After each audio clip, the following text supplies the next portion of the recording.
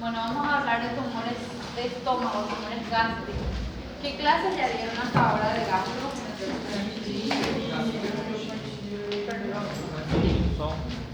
Están un poco atrasados por el tema de que hubo, este día que fue la luz.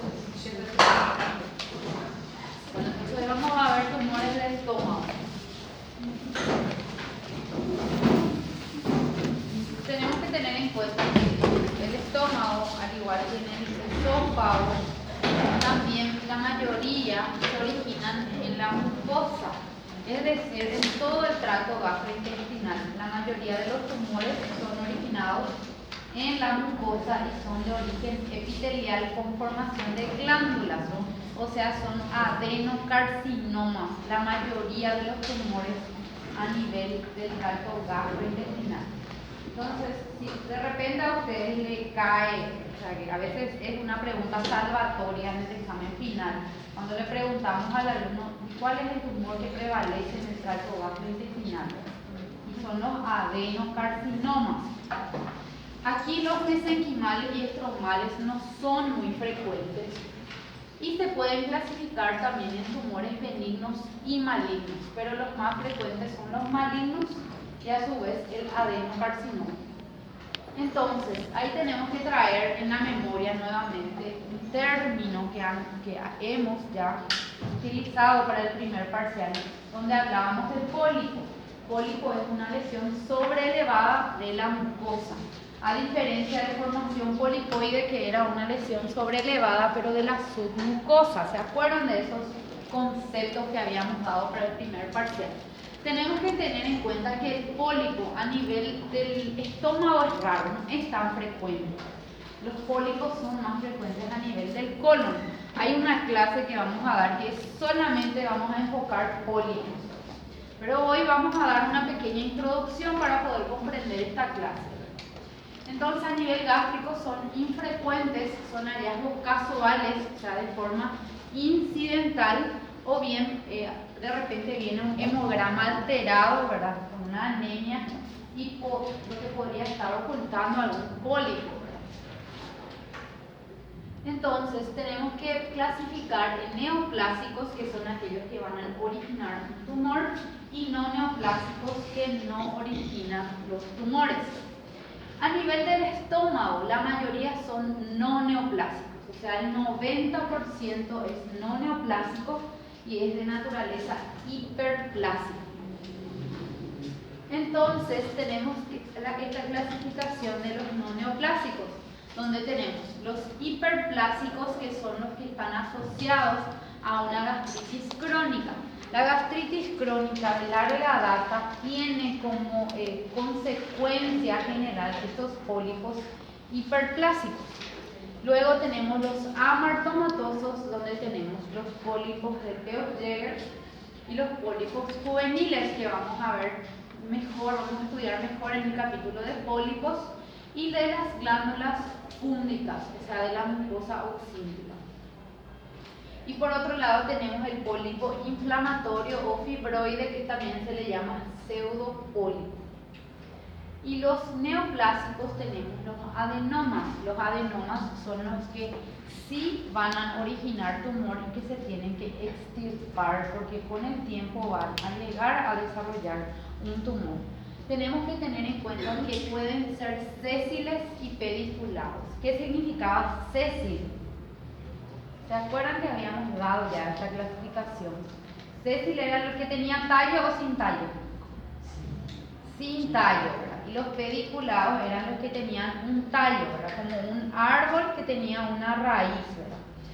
Bueno, en hombres es más frecuente que en mujeres, en una proporción 2:1, y se encuentran 40% en algún foco de un carcinoma. O sea, se reseca el estómago por un tumor y se encuentra también ahí que hay adenoma asociado. O sea, que por lo que se llega a la conclusión que de ese adenoma evolucionó a la aparición del carcinoma.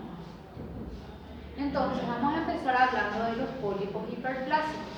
Los pólipos hiperplásicos pueden ser pequeños y sésiles, generalmente, ¿verdad? pueden localizarse en el antro frecuentemente, el tamaño varía, de pocos centímetros a varios centímetros. Incluso podemos encontrar, como dice aquí, en 20 a 25% múltiples pólipos, incluso hasta un número de 20, ¿verdad? Porque después vamos a estudiar bien los pólipos juveniles y la poliposis adenomatosa familiar o PAF, donde el paciente tiene más de 100 pólipos. Aquí estamos ante la presencia de pólipos hiperplásicos. Bueno, ¿qué estudio es este que estamos observando? Es una EDA, ¿verdad? Una endoscopía digestiva alta. Y justamente, ¿qué es lo que llama la atención aquí? La presencia de estas lesiones, ¿verdad? Que, como ya estábamos diciendo, el concepto de lo que es pólipo, una lesión sobreelevada de la mucosa. Entonces podemos encontrar así o podemos encontrar así también, múltiples pólipos. Prácticamente la mucosa reemplazada por pólipos, y esto que se ve aquí blanquecino incluso ya tiene un aspecto más maligno, ¿verdad? Entonces les pregunto, ¿cuántas muestras debe tomar un buen endoscopista para enviar esto a anatomía patológica? 5 muestras. Y en realidad un buen endoscopista toma de 6 a 8 muestras, porque tiene que tomar de varias regiones, ¿verdad? Para realmente confirmar el diagnóstico. Porque nosotros, o sea, el endoscopista va a observar esto, va a decir, esto es un pólipo. Pero al mirar él va a saber que es benigno o maligno o no. No, ¿verdad? Es imprescindible la histología. ¿Puede ser una pregunta? Sí, claro que sí. Yo en melanoma tenía para hacer el examen que sacaba 4 camadas así. Eso no tenía nada que ver. Eso es la cantidad en lugares distintos. Sí. No la camada. No. O sea, Aquí hay que sacar varias muestras. No solamente el pólipo. Cuando el endoscopista observa esto, él tiene que biopsiar de varias zonas. No puede sacar solo de un lugar. Porque aquí puede haber ya un carcinoma oculto. ¿Entendés? O sea que él va a sospechar que eso es un pólipo. Porque na mi cabeza. Ya. No. Es 6 a 8 muestras. Tienen que tomar el endoscopista para llegar a un diagnóstico. En un ratito les muestro por qué en una pieza macroscópica ya. El libro también describe que los pólipos hiperplásicos tienen un aspecto de pezón, como el pezón de las mamas, ¿verdad? Porque son sobreelevadas. Y la histología nos dice que tiene que tener, si estamos hablando de pólipo hiperplásico, hiperplasia. Y ahí nos vamos nuevamente al primer parcial. ¿Qué significaba hiperplasia? El aumento del número de células. Aparte vamos a tener una dilatación glandular quística, forma como áreas quísticas, y un proceso inflamatorio crónico sobreagregado. Además, como estamos en el contexto de una gastritis, podemos encontrar un epitelio regenerativo, donde aquí dice no existe, en el cual no existe una verdadera displasia, y hay que diferenciar eso de lo que es displasia, porque el epitelio regenerativo, las células no son también de un aspecto tan benigno, ¿verdad? Entonces hay que estudiar bien el concepto. Y aquí vamos a repasar histología para poder comprender, ¿verdad?, qué epitelio tenía el estómago. Así es más o menos, ¿verdad?, ese dibujo que ven ahí. El epitelio era cilíndrico, simple, mucosecretante. ¿Con células caliciformes o sin células? Sí. Sin, ¿verdad?, porque estamos en estómago. Después aquí teníamos estas glándulas que eran glándulas tubulares simples, ¿verdad? ¿Se acuerdan de esto? Y teníamos dos células características. Teníamos las que eran las rosaditas, ¿cómo se llamaban? Parietales o cínticas. Y teníamos las principales. ¿Se acuerdan de la mnemotecnia? Partido colorado, príncipe azul usábamos, ¿verdad? Esta imagen memoricen, porque a partir de ahora vamos a entrar en lo que es patología y vamos a ir viendo las alteraciones que tiene. Ahora, ¿cómo estaba organizado todo lo que es el tracto gastrointestinal? ¿Se acuerdan? ¿Cuáles eran las capas, por ejemplo, del esófago, estómago? A pesar de que cada uno tiene diferente nuevamente nuevamente. Sí. Mucosa, submucosa, muscular y serosa. Bueno, entonces si esto es mucosa, aquí vamos a encontrar submucosa, después tenemos las capas musculares y serosas. Eso es básicamente, ¿verdad? Les voy a ir explicando. Bueno, entonces esto ya es un pólipo hiperplásico. Se dan cuenta que ya está alterado aquí, ¿verdad? Primeramente respondemos a lo que estábamos diciendo. El epitelio realmente tenía que ser una sola capa de células cilíndricas, ¿verdad? Aquí tenemos ya varias capas, o sea, mínimamente entre 2 y 3 capas, o sea, ya es una hiperplasia, un aumento del número de células.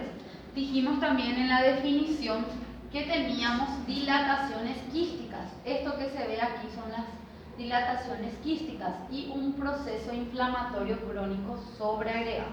O sea, la imagen que están observando es de un pólipo hiperplásico. Aquí tenemos otro pólipo hiperplásico también. ¿Se dan cuenta cómo es el epitelio aquí? Que no es una sola capa como dibujé ahí, ¿verdad? O como vieron en la imagen de la histología normal. Y ven que aquí hay las dilataciones quísticas, estos que parecen como unos agujeritos, son las dilataciones quísticas. Y recuerden que pólipo significaba, aparte, ¿verdad? Tenemos que tener un eje fibroso y vascular. Aquí se ven los vasos. Entonces, la pregunta es la siguiente. ¿Qué tipo de pólipo les parece que este puede ser? ¿Es sésil o es pediculado?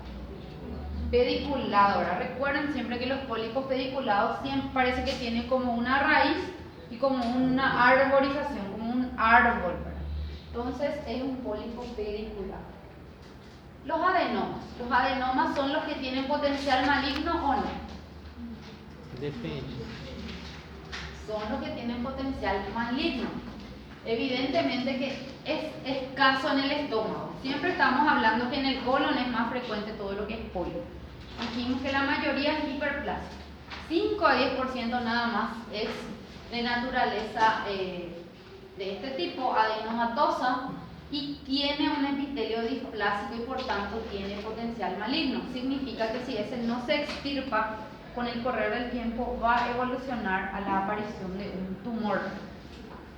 Entonces, como ya dijimos, es más frecuente en el colon, pero si estamos en el estómago, es más frecuente a nivel del antro, la localización más frecuente. Entonces, pueden ser sésiles, que son sin tallos, y pediculados, que son con tallos. Pueden ser únicos o también pueden llegar a ser múltiples. El tamaño varía. Generalmente mide 3 a 4 centímetros antes de detectarse. Entonces aquí estamos en una mucosa gástrica donde vemos una lesión nodular correspondiente a un pólipo. ¿Qué tipo de pólipo es ese? ¿Sésil o es pediculado? Es un pólipo sésil, ¿verdad? No tiene un tallo. Y este otro es un pólipo pediculado, ¿verdad? Tiene un tallo y exactamente hace como una arborización. Ahora, esta otra imagen es donde yo quería llegar para mostrarles. Fíjense cuál es aquí, que llama aquí la atención. Esto, ¿qué aspecto esto tiene? ¿De un pólipo sésil o un pólipo pediculado? Sésil, ¿verdad? Sésil, y además un aspecto más maligno, ¿verdad? Puede ser que esté ocultando ya un carcinoma a esto, ¿verdad? De ahí es que es importante tomar siempre de 6 a 8 muestras. Porque ¿qué pasa si solamente toma aquí uno y aquí otro y sale más bien hemorragia o proceso inflamatorio y no le da al tumor, ¿verdad? Entonces por eso es mínimo es 6, pero siempre pedimos que quiten más, ¿verdad? Más de 6, 7, 8 si es posible más, ¿verdad? Para poder llegar al diagnóstico. Y luego tenemos el pólipo glandular fúndico. El pólipo glandular fúndico se origina en la mucosa oxíntica, o sea, en las glándulas oxínticas específicamente. Puede aparecer de forma esporádica o en el contexto de una poliposis adenomatosa familiar o PAF, que es el que les dije que tiene que tener más de 100 pólipos. Bueno, entonces el pólipo glandular púndico también tiene las dilataciones quísticas y también tiene un proceso inflamatorio crónico sobreagregado. Si nosotros observamos las glándulas, vamos a ver que son benignas.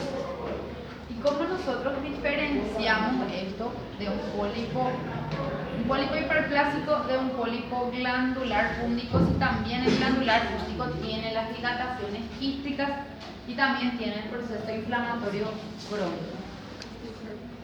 ¿Cómo diferenciamos, Gabriela?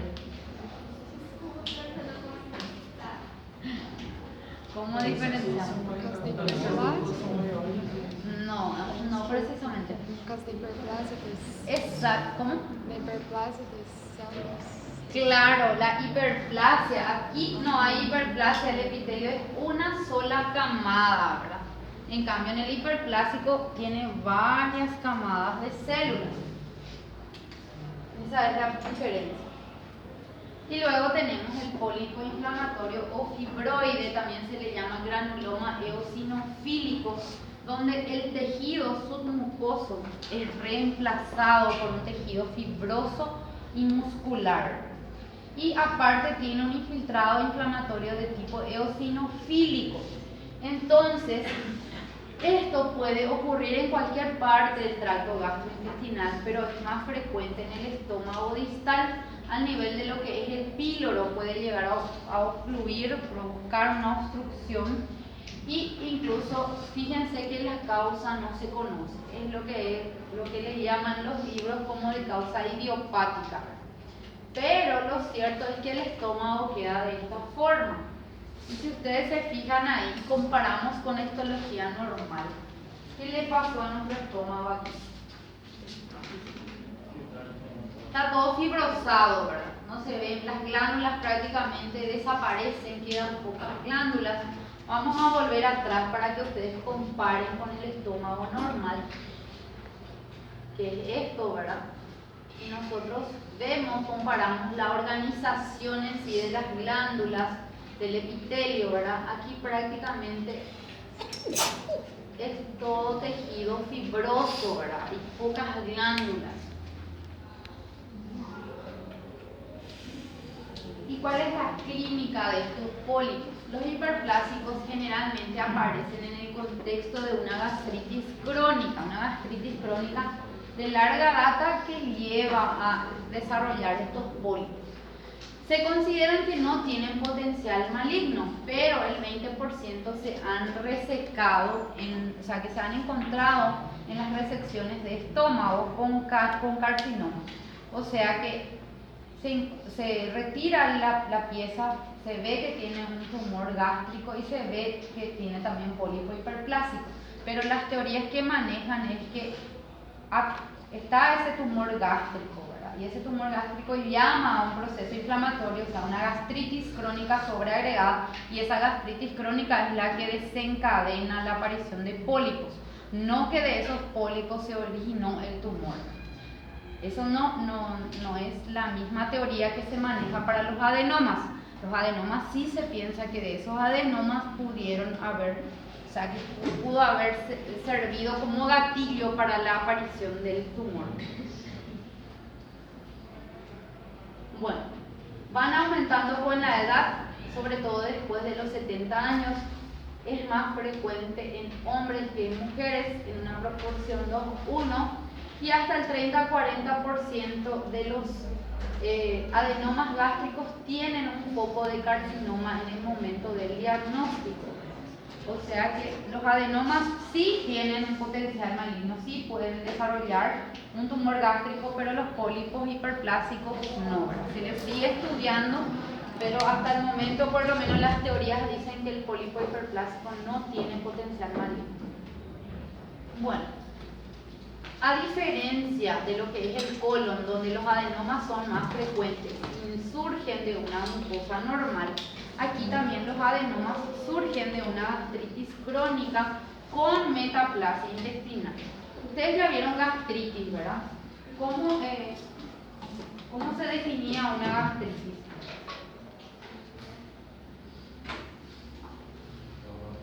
¿Qué es gastritis? ¿Qué es gastritis? gastritis crónica especificamente, ¿verdad? De gastritis crónica estamos hablando. Inflamação Inflamación da. de la mucosa gástrica, pero ¿cómo se clasifica? ¿Cuál es el proceso inflamatorio para decir gastritis crónica? Gastritis, ¿a qué le llamamos? Gastritis crónica.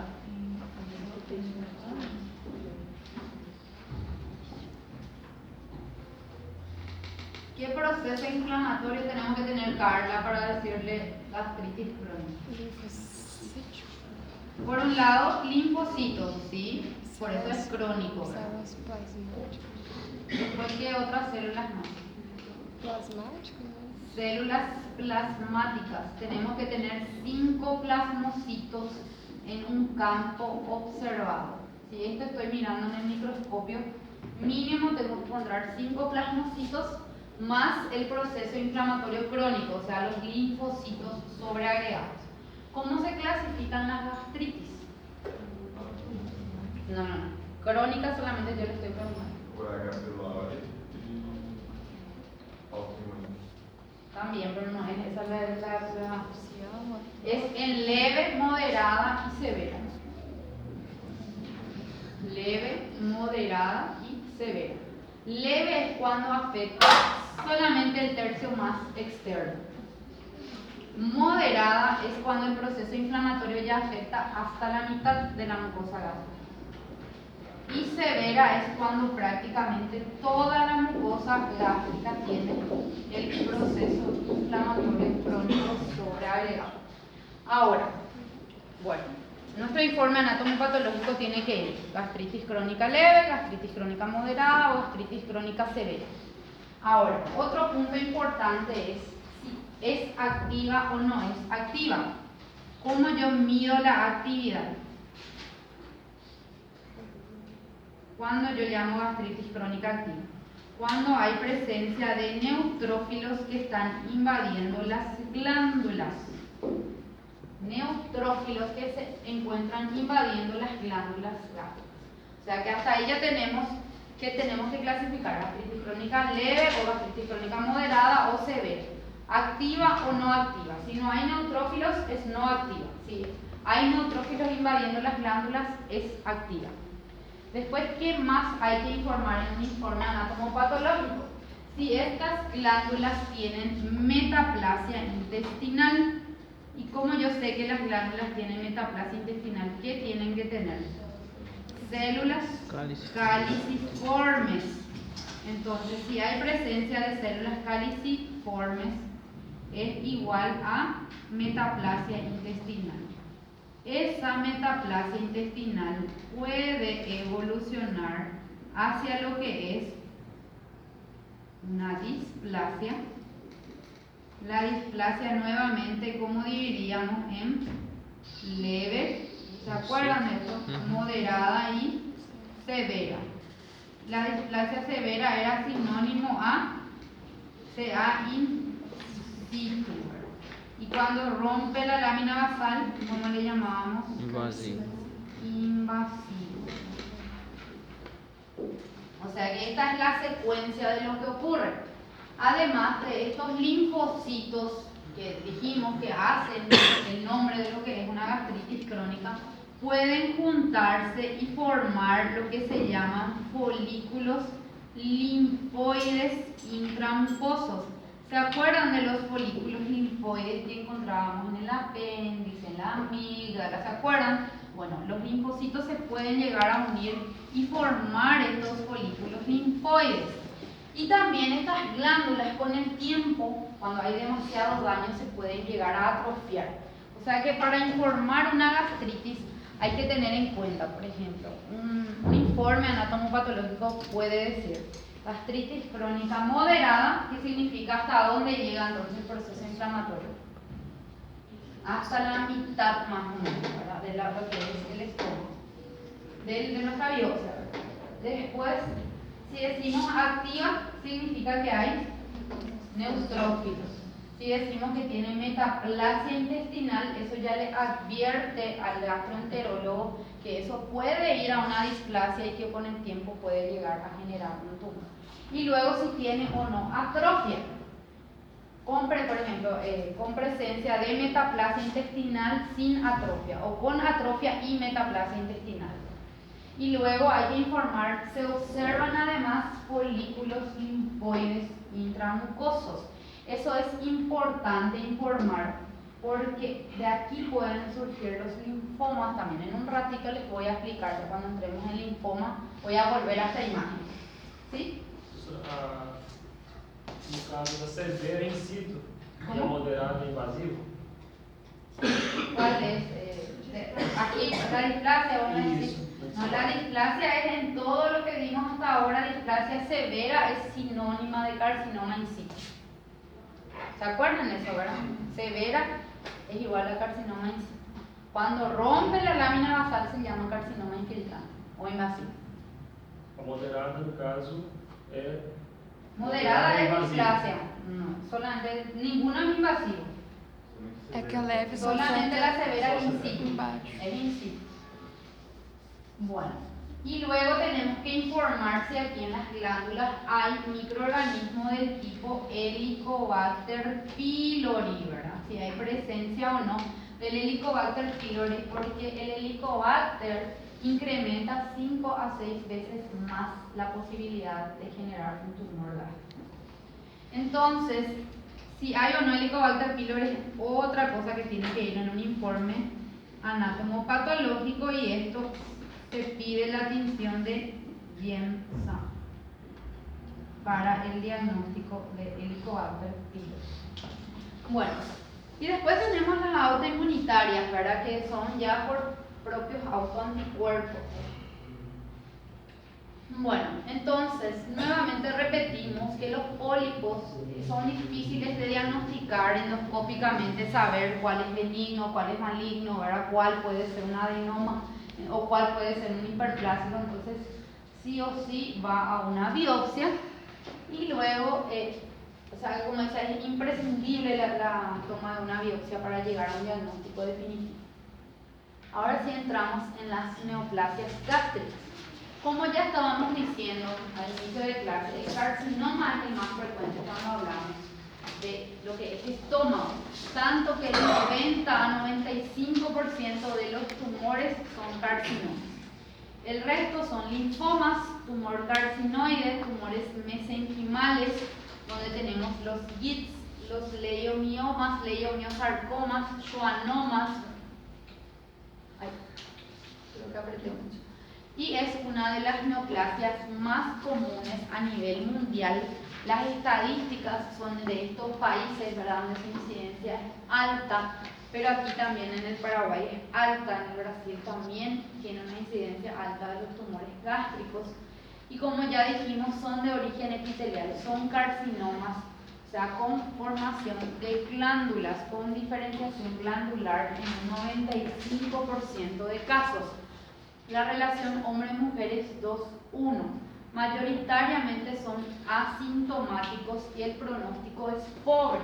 Fíjense, cuando hay un carcinoma infiltrante o avanzado, la sobrevida es del 20% a los 5 años. Y esto estamos hablando de la estadística de los Estados Unidos, no estamos hablando de la estadística del Brasil ni tampoco del Paraguay, ¿verdad? O sea que es de pronóstico desolador, o sea que es muy mal pronóstico de los cánceres avanzados. Generalmente de los pacientes que tuvimos con tumores gástricos, la mayoría de ellos fallecieron máximo en un tiempo de un mes, porque son muy avanzados ya en el estadio que llegan, que se le hace el diagnóstico. Entonces tenemos la clasificación de Lauren, donde ya se utilizaba en el año 1965 y hasta hoy día se sigue usando, que divide en dos tipos, intestinal y difuso.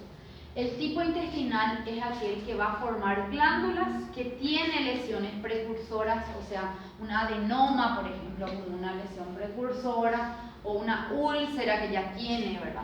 Tiene un crecimiento expansivo y hace que las células neoplásicas tengan mucina o bien formen glándulas, y estas glándulas tienen mucina en su interior, ¿verdad? La relación hombre-mujer es 2:1 y la edad media es los 55 años. Entonces, si nosotros volvemos en esa imagen histológica y comparamos con esto, ¿qué nos recuerda ese estómago normal? Y hace rato estábamos viendo. Prácticamente nada, ¿verdad? ¿Y qué es lo que vemos en esa imagen? Glándulas, exactamente. O sea, glándulas atípicas, todo lo que tiene luces, esto que tienen espacios, son las glándulas que tienen hipercromasia, pleomorfismo entre las células, o sea, estamos ante un adenocarcinoma de tipo intestinal, se llama. Esto también es un adenocarcinoma tipo intestinal de la clasificación de Lauren.